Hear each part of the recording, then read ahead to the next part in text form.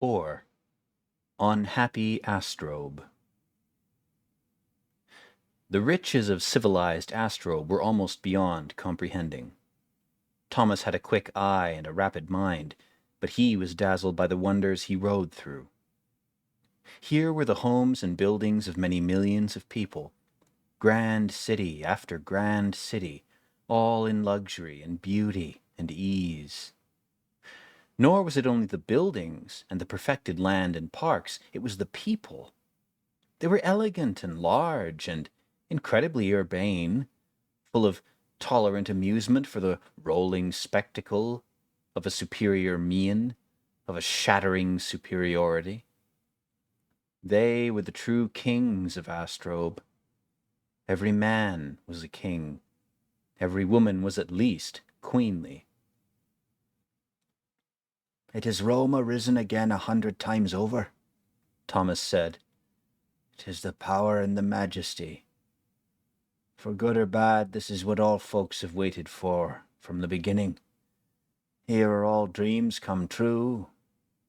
Here is the treasure at the end of Iris, the pearl of the great prince. Here is the fat land and the mighty city. It's the land beyond the hills of the Irish pipers, the great Brazil, the Hesperides." Easy, good Thomas. It is a whited sepulchre. But do they not keep it neat and shined? Evita mocked. Who was the Evita?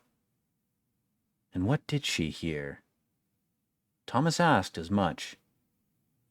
"A blinking brat with a charisma on you," Thomas exclaimed. "Who are you, girl? And what are you doing in my party? How are you a known person to all on this world, and you only a grubby child?" But Evita did not answer. Thomas would never know for sure who she was, nor would others. "Where do we go?" Thomas asked. "This is my dance, and I should be calling the tunes. I will not be led by the hand like a boy. I will make my own arrangements."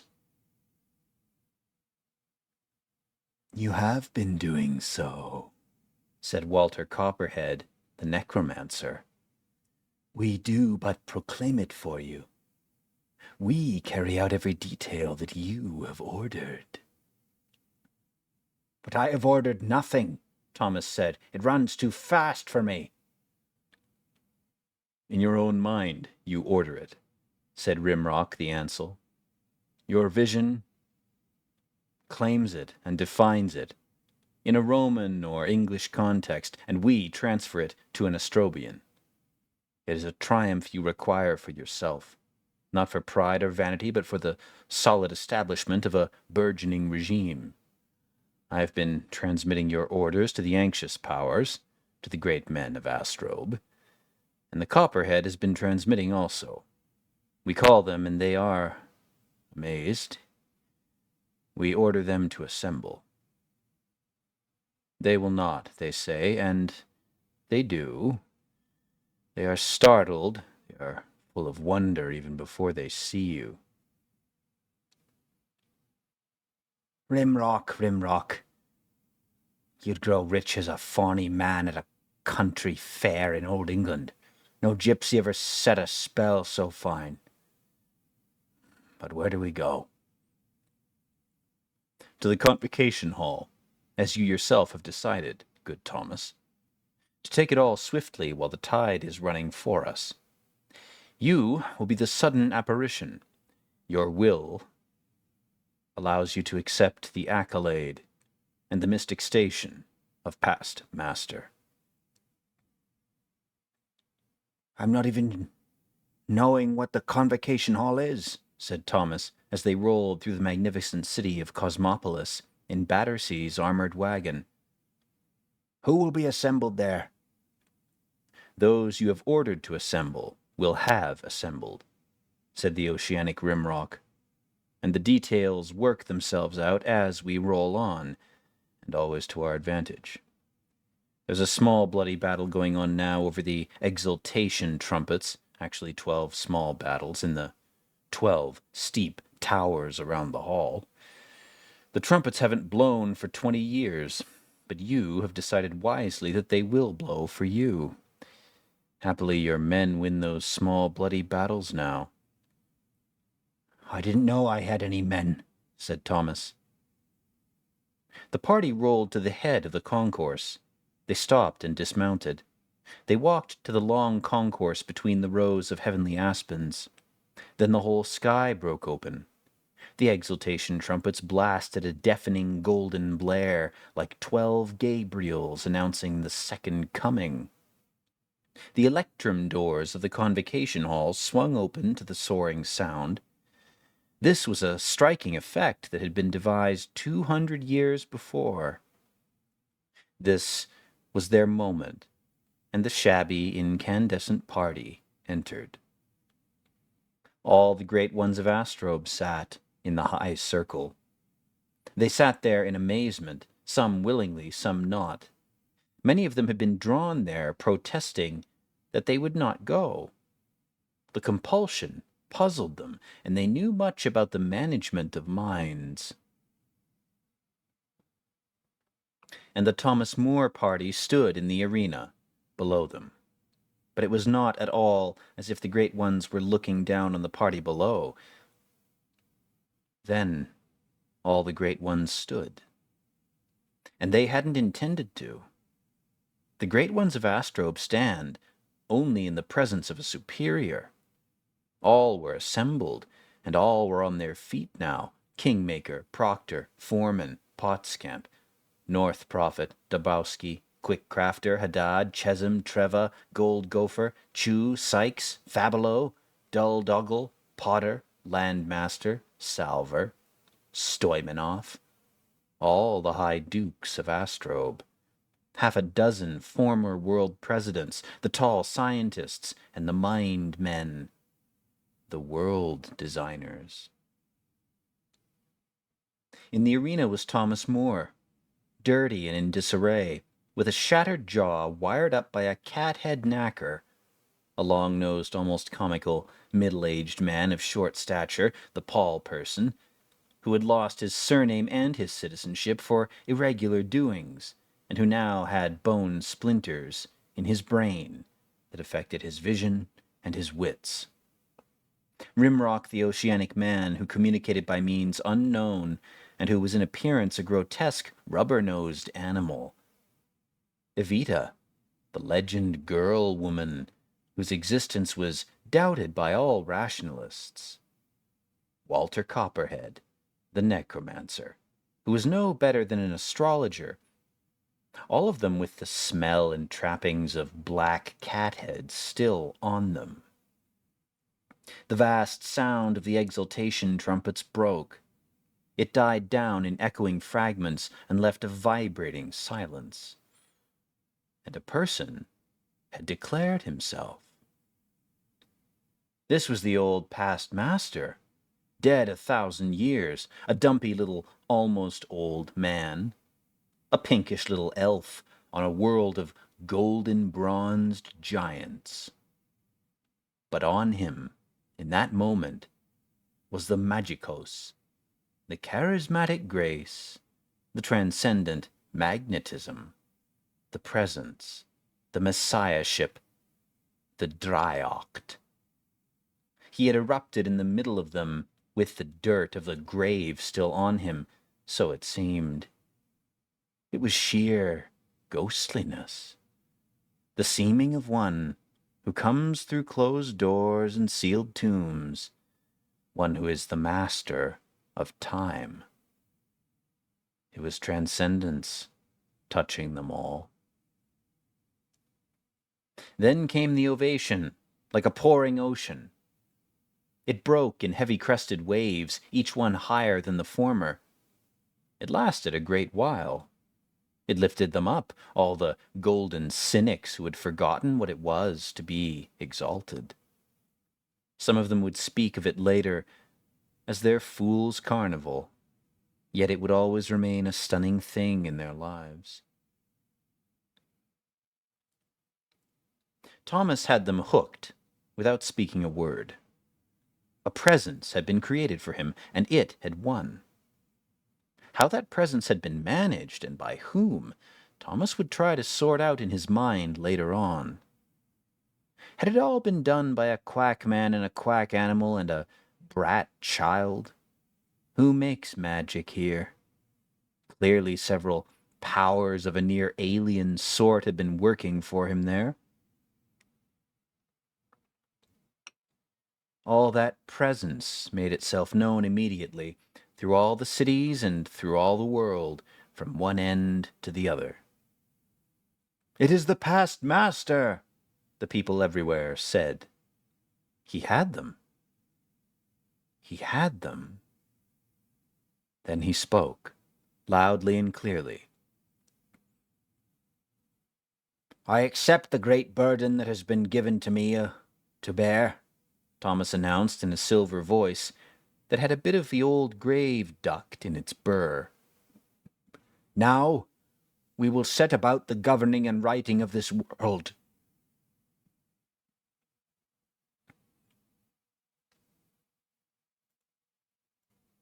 "He hasn't been offered the burden yet," Peter Proctor throat growled to himself. But Peter was grinning a weird, fox-like grin. Nobody appreciated a successful masterstroke so well as the Proctor. And after minutes, or perhaps hours, the convocation broke and moved away in glittering fragments. The implementation of it would be done in small gatherings, in tight groups and committees. The particular details would evolve themselves out of shrewd staff work. But nobody really doubted that they had their man. "It was Rimrock, the rubber-nosed ocean man thing," said Thomas, when he had withdrawn with his party and was mingling with the other functionaries. "It was Copperhead with his occult stuff. It was Paul with his broken crown, and the child witch with the two opposite auras about her. They took away all the grand ones like country ganglers with the magic show they did for me. Aye, and with trumpets." "I thought I was a master of contrived effects," Cosmos Kingmaker told Thomas, "but I never put together a show like yours. I have a personal difficulty. My wife has been regarded as the most beautiful woman on Astrobe, and she so regards herself. It is indeed a requisite of my position that I have the most beautiful woman on Astrobe. But the legend girl who is in your entourage has her startled, and the popular reports have her torn up. So long as the Evita was believed a legend, it could be lived with. Now she has made another public appearance, and everybody on the planet knows who she is."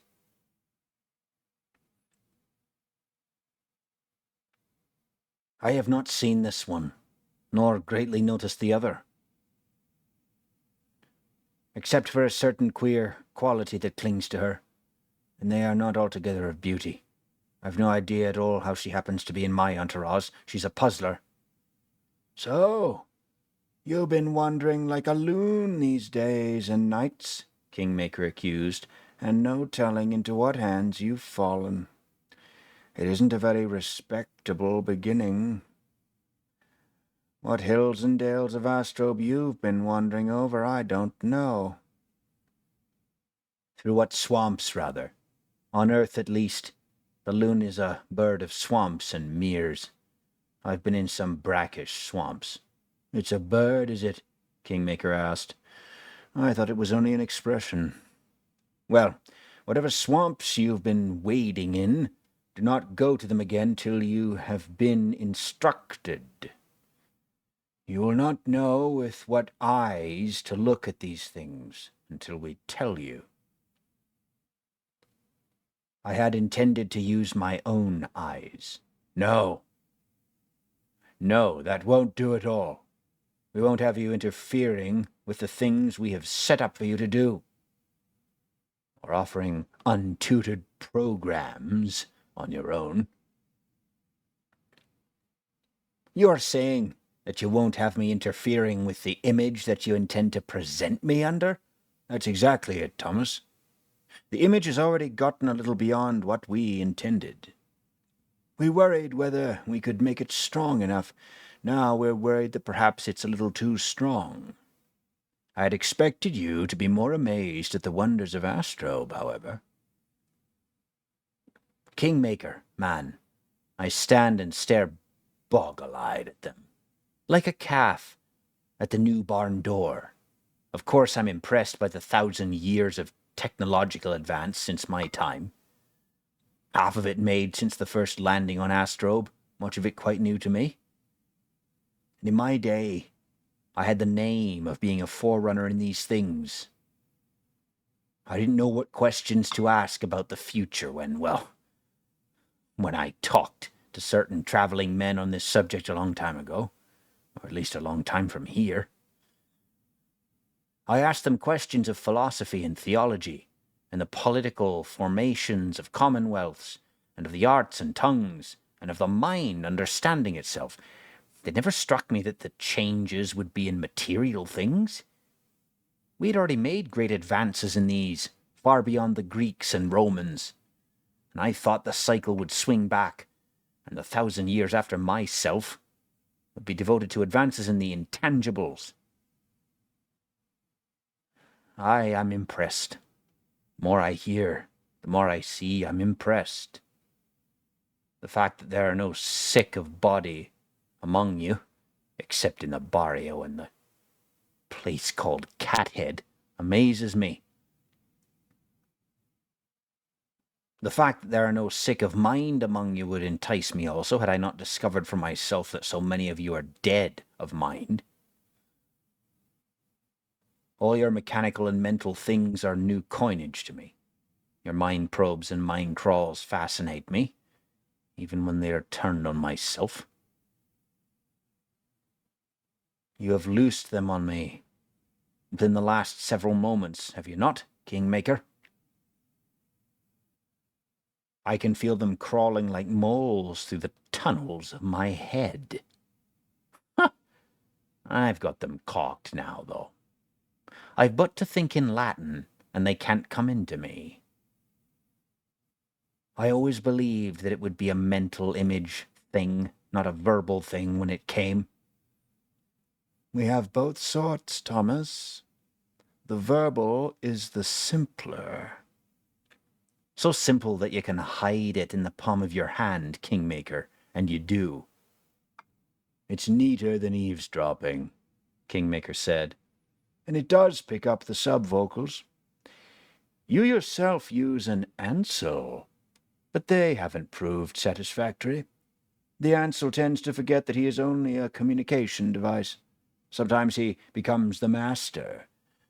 Most men think in words in their unguarded moments, and particularly when they are voicing other words at the same time. Of course, my own device here can be fitted with a Latin or any other attachment. It is just that I'd forgotten that Latin was still used in your day by the international scholar crowd. So I have missed a sequence out of your private thought, and just when it was getting pretty good. Would you repeat it for me? No, I won't, Kingmaker. It would burn the ears off you. But of all the things I've seen on Astrobe on this minute, it is your programmed persons who most enchant me, not the programmed killers, who have given me some trouble, but the others. What a boy's dream come true. The old-time Greeks dreamed of this, you know, and the latter-time Jews, the mechanical man who works. What clockmaker's apprentice would not give half his soul for the secret that we can make machines in our own image, and that they can outthink and outperform us? It's a marvel, Kingmaker. It hasn't grown to be a stale marvel with you, has it? And not only have men made them to perform better than men, but now, so I'm told, the things make themselves better than men can make them. No, no. This marvel hasn't become stale to me, Thomas. I wasn't sure how you would take it, particularly since you yourself have been attacked by the programmed. The killers themselves are a specialized minority, built to guard against any threat to the Astrobe dream. But sometimes it seems they make mistakes. The programmed themselves are the main thing, the men of the future, the successors to ourselves. While Kingmaker talked, Thomas entertained in the cellar of his mind one of those passage dreams, such as both he and Paul had experienced on the transit between Earth and Astrobe. Cosmos Kingmaker was a great golden spider, for all that he wore the head of a lion in the dream. Out of her webs she spun, for sex is often confused in these passage dreams, the whole great civilized world of Astrobe. The great buildings, the great societies, all were fruit of these webs. The whole world of Astrobe was entirely of gossamer. But the rampant spider would defend her work in every flossy pinnacle of it. There would be no compromise here. The silky facade must be preserved. What matter that it had no substance? Then a black wind arose, blowing out of Cathead. It began to rend the webs. Here, here! Great Kingmaker shouted in the superb, spidery voice. It is a false thing that blows. I am the true thing. I am the true Cathead, and not this other. I say to the winds, be quiet. Do not rumble my webs. Oh, do not rumble my webs.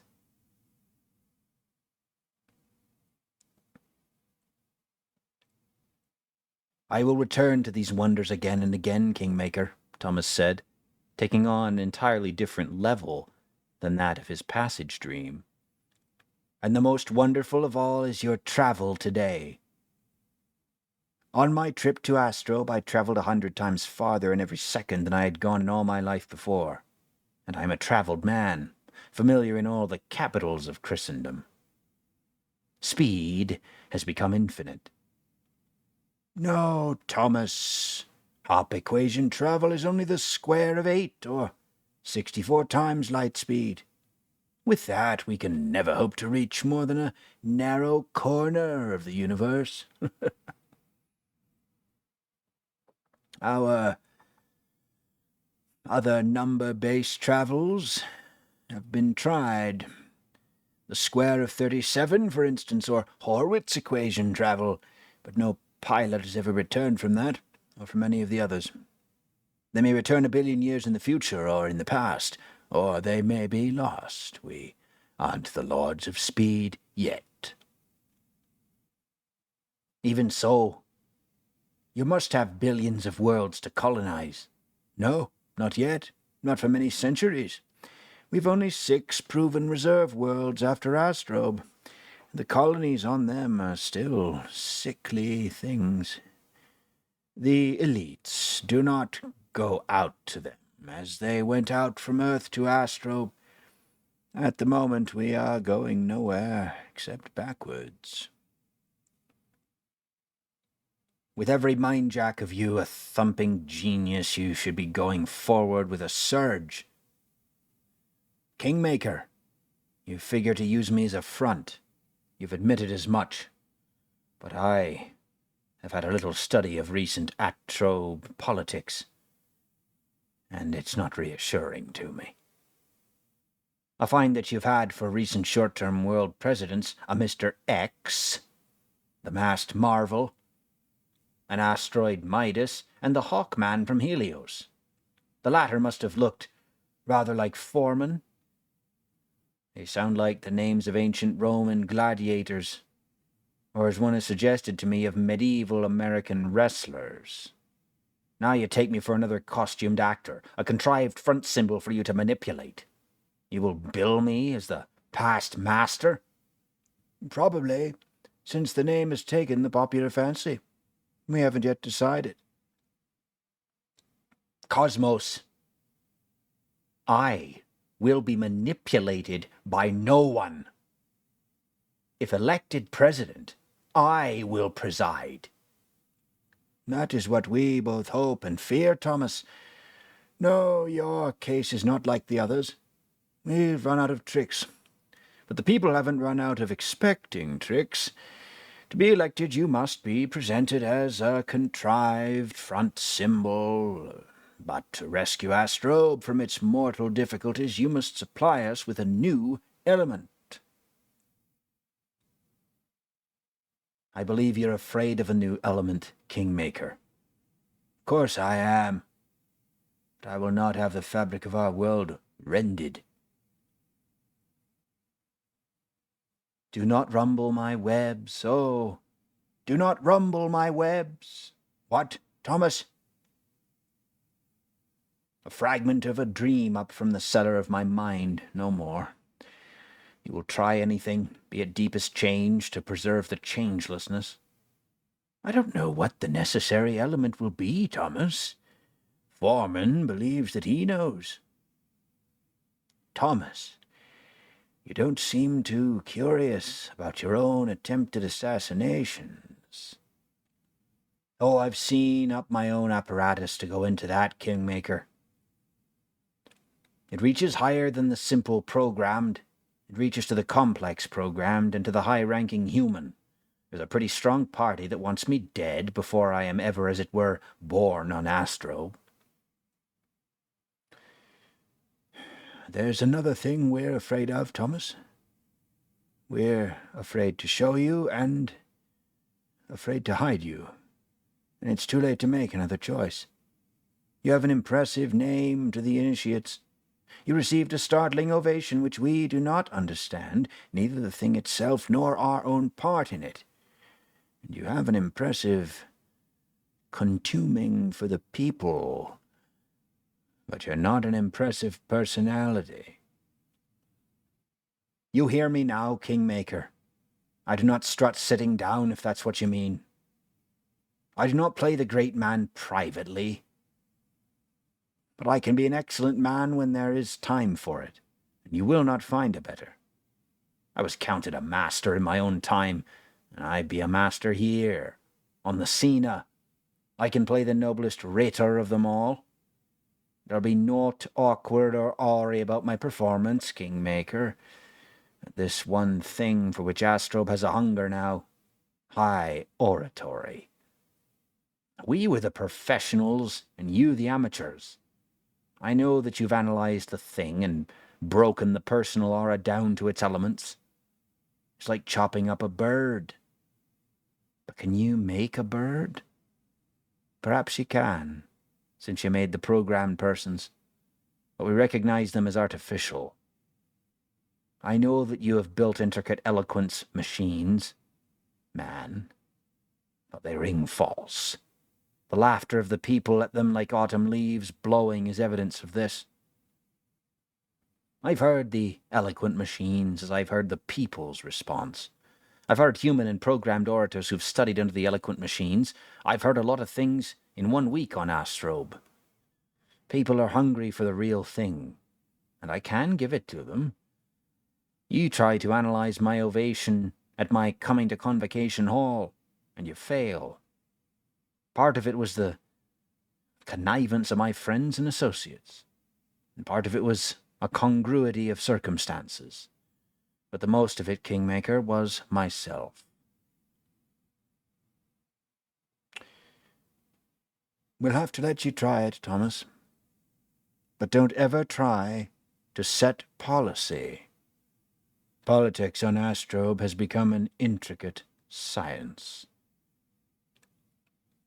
Politics was intricate in my day, Thomas maintained, but Kingmaker began to laugh at that. Thomas was not sure whether or not he had reason. "We are lucky to be alive, Thomas," said Peter Proctor, the lucky fox, "and I do not mean that in a negative way, as though there were something threatening us. I mean that developments themselves are lucky, and On Astrobe today, things are the luckiest ever. Then why do so many choose to leave this life, Proctor? Thomas asked. Leave it? You mean join the cathead thing? Or do you mean what was once vaguely called the suicide rate? Oh, the first depresses me, the second delights me. Is it not lucky to be able to leave a life that cloys? Is it not lucky that there are such neat facilities for it? Should a man sit at table after he is sated? Why, then, should he live a moment longer than is required? Golden Astrobe is no prison. We do not build walls around it to keep men in. Life is not for everybody, and long life should be for none. A man may dispose of himself in a booth on any street corner. All apprehension and uneasiness has been removed. A man can leave with a clear conscience. I do the dirty thing with a clear conscience, and you make it work. We live in a lucky world, Thomas. Now we rub our hands, and we will bring some more luck to it.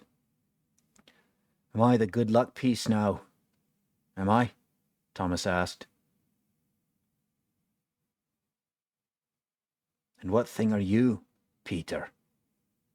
I have wondered, and so I am told have others. Me, Thomas? I am the luckiest man in the world.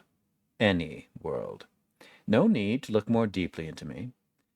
I'm the second richest man on Astrobe after Kingmaker, and all envy attaches to him, not to me. I'm fortunate in wife, in offspring, in attainments, in residence. I have heard the scree, Thomas said, and I am universally liked. Proctor finished with a look that was more than commonly fox-like. It was another of those passage dreams up from the cellar of Thomas's mind. Peter Proctor was a fox indeed, and he ran nimbly over a thin volcanic crust that had a very great depth below it. Thomas was in sudden terror of that emptiness below the crust, and the flickering flames that were only an aspect of that emptiness. Just how deep was the great space below that thin crust? Thomas peered down. The space was forever. There was no bottom. Stars could be seen below under their feet, but there was something the matter with those stars. They were crooked things, stars of the crooked light. But Peter the Fox was in no way terrified with that great depth, not even when great clumps of the volcanic crust broke away before his feet and fell forever. "It is my home there," said the fox. "Let the crust sink down to it. Let it fragment and break, and pitch all its fauna into the flames in the void. I welcome it, the fundamental void. I was born for it, and I will take all to it quickly, if only the meddlers who would prop up the crust will desist. The flames in the void are my home. Nothing can harm a fox with an asbestos tail." And then Thomas noticed that Peter the Fox did, indeed, have an asbestos tail. "But you were one of the 3 men who was sent to bring me out of the past," Thomas said. "Why should you, if everything goes so well here?" "Oh, I believed that you might do less harm than another like, well, whoever we had decided to pick before you were considered, little Thomas. You will be the newest novelty. We need such for the people in this temporality, this passing phase. The people must dine on novelties after they are cloyed of food." "The constant search for novelty, which is a form of despair." "Who said that, little Thomas?" "A Frenchman of some centuries after my time. I came on the phrase lately by accident." "No, I believe that novelty is a An aspect of ever-leafing hope in the great resolving, Thomas. Hope is a station that we pass on our way there. Hope is wonderful. Aye, Proctor, and luck is lucky. You don't seem quite real to me. I wonder if you cast a shadow. Not a black one, I hope, Thomas. You still wonder why I was a party to sending for you, since things are going so well. I consider you an innocuous man, an old-fashioned toy. Let the people have their toys. What will you do if I prove to be more than a toy? It is lucky that I have so many sides to me. It is lucky that I can be very cruel without qualms. I can be very unpleasant when the situation calls for it. Thomas, I will not allow you to become more than a toy. One wrong move, and you are a broken toy. Politics has become a science, and I am its only consummate scientist. Believe me, I am the only one who knows what is going on. I make it go. When Kingmaker washes his hands and absolves himself, I take over. If you prove to be more than a toy, I will take over. "'Tis always darkest just before the false dawn," said Famian Foreman. "The foolish rooster has crowed. They had them yet in your day, did they not, Thomas? Or have my ears mixed? And it is still night. Astrobe has been a false dawn. And now we believe the dawn will never end." "It seems rather bright to me here," said Thomas. "If this be night, what is the daylight like?" "But we are wrong in believing that the darkness will continue forever," Foreman continued. "The true dawn must come, and quite soon, or else nothing will come. The night will end, whether in daylight or in nothingness. But I regret that the next Gryan sun will come up behind a particularly dirty cloud. I simply do not see any other way to arrange it." "Is it you personally who makes the sun to rise, Foreman?" "Quite right, Thomas. It is I personally who will make this particular sun come up. Have you some idea that the sun came up by itself? Or that another than myself was calling the tune on it?" "Proctor makes believe that he makes things go on Astro." "But I make Proctor go, Thomas." "He says that when Kingmaker absolves himself and washes his hands, the Proctor takes over." "Of course he does. Kingmaker is the action. Proctor is the reaction, or the nullification. How grandly Kingmaker acts, or how beautifully and automatically Proctor will react. Oh, how cleverly I will abet them both in it, and I be the only one who understands the results." Out of the mine's cellar again, a broached cobweb-covered bottle of the sparkly stuff. 90 seconds of poignant drama that goes on while the rest of the world goes on and exposes the roots of that world. Foreman, his hawk face set in a gnash of torture, sat at a rougher table than one should find on Astrobe. He had 30 cockle shells on the table before him, and he shuffled and counted them. He wept, but as a hawk would, awkwardly and in ungainly fashion, with a hideous cawing and coughing. "It has to be," he cawed. "There is no other way to bring it about."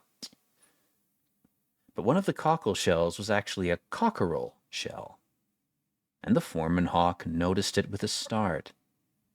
Then a thunder came and sat down at the table with him.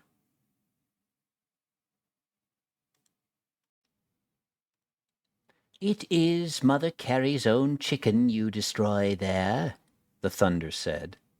There is not woe in all the worlds like your woe. I know how a cat watches a bird, the Thomas said to the foreman, and the passage bird had flown. And I know how well the bird can serve the cat in his business. You'll not take me in one mouthful, though. I'm a bony bird, I assure you. And now I see that you are a hawk and no cat, but still you pounce on me. What do you mean, little Thomas? Proctor called me that too, and he also purred when he said it. I get you animals mixed. You are not the same types as on Earth. Foreman, I have the feeling that you'll push me into a corner that I'm too stubborn to come out of. I must push everyone into corners that they're unable to come out of. I feel lonesome in that I am the only one who sees things so clearly and so far in advance. The first time it happened, did somebody push you into a corner that you were too stubborn to come out of? Do you know who did it to you, Thomas? Do you want me to tell you? I don't want to know, because I suspect what man of good name it was who forced me to my murdering. But the first time hasn't happened to me yet. I was grabbed off by your pilot a few months before my Earth death that 1,000 years ago. I don't understand at all what happened that first time, since it hasn't yet. But I know, Thomas.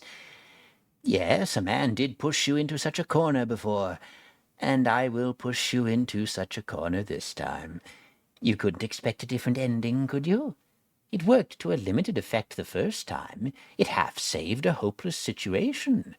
It will work to a greater effect this time.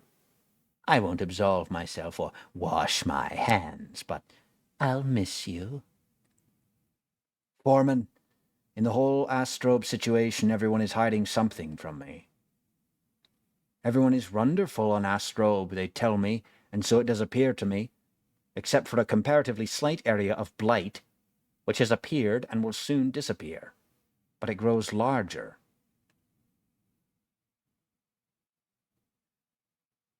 The sickness of Astrobe can't be merely a group that has reverted uneconomically to a backward form of economy, to an obsolete form of life. It is not that they have returned to the hard life of poverty by free choice and with no apparent compensation. There have been such cults before. If the sickness had been no more than this, she wouldn't have called me up to doctor it, or to serve as a front for those doctoring it. Well, something is very sick here. There's a beautiful golden fever that kills. I don't understand even the symptoms, and a hard man in Cathead told me that I mistake the sickness for the cure. The hard man was half right, Thomas. The cat-head thing is madness to most, a turning to poverty and abject misery from free choice, and that choice made by millions of people, more than 1/10 of those on Astrobe so far. You say that you have seen the misery there. You could not have, not in 2 days and a night. It is the years and years of that bone-rotting misery that sickens the imagination. But the cat-head partisans say that their experiment is a returning to life. This I cannot explain to you no more than they. You have to live your way into it, and your own time is too short for that. Perhaps you'll see it in your last moment. Perhaps I'd see it now if somebody would talk sense.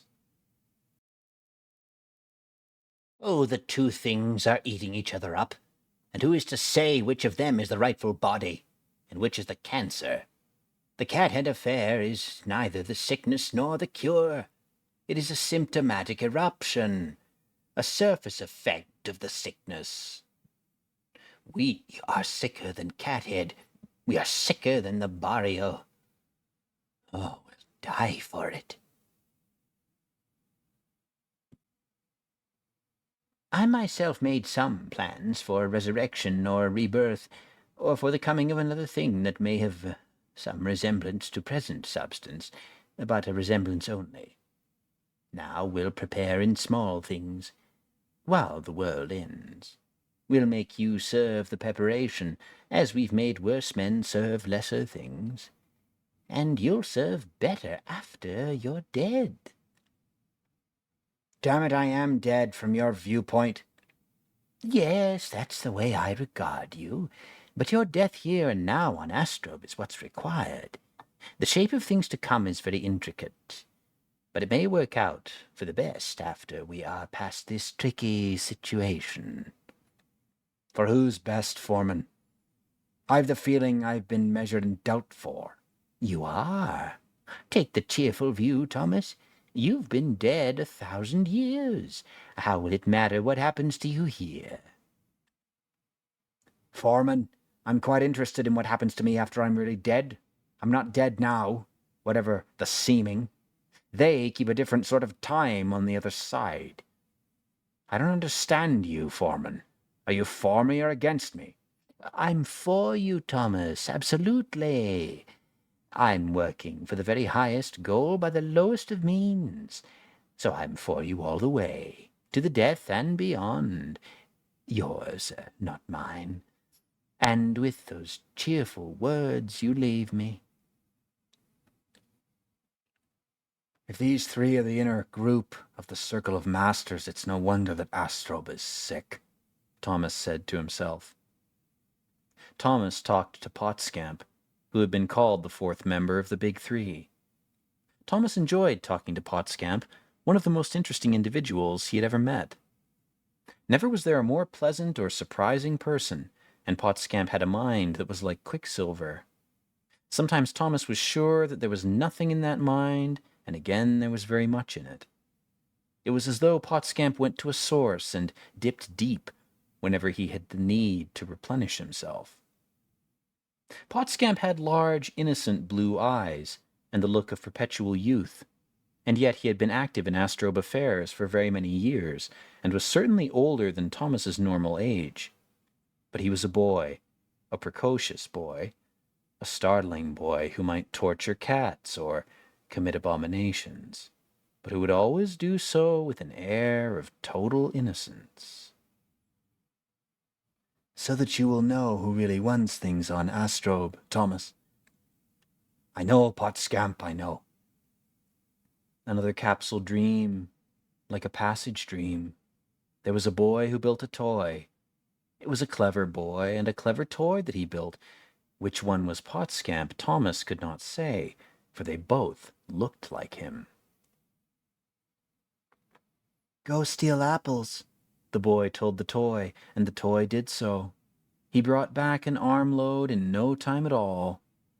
Go out to my best friend in the road there and knock him down, the boy-child said, and the toy did so. He knocked down the best friend, and in return he got himself bloodied up and battered.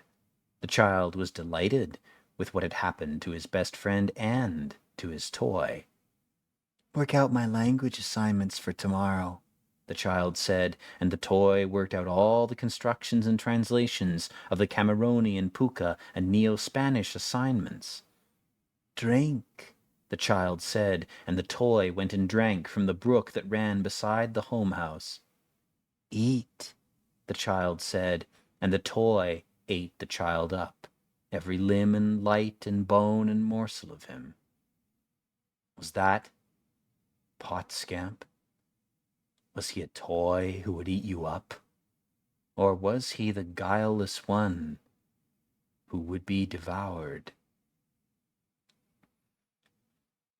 I know, Potscamp.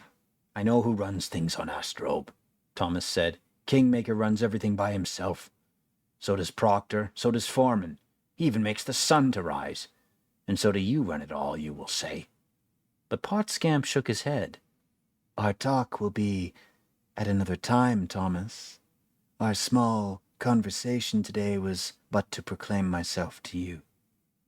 You are a person. I am a person.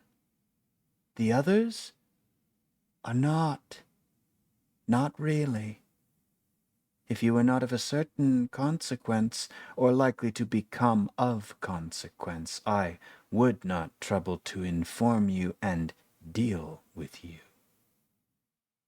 A little later, Thomas, and in another place we will talk at our leisure. And with me there will be 8 other entities that you will find very interesting. What you will meet on that evening in the near future is the real Circle of Masters, though several of us belong to both circles. We will instruct you on what is indeed taking place. We will show you the back of the tapestry. What you see now is not the true face of Astrobe, not all of it. The other side of the tapestry is shaggier, but it is a real picture also, and a much more meaningful one than the world you look at now. Take out your eyeballs and polish them, Thomas. Sweep out your ears and garnish them with acanthia. You will need all your sensing organs at their clearest to comprehend what we will reveal to you. Have you never had the feeling, Thomas, that you were looking at everything from the wrong side? You have been.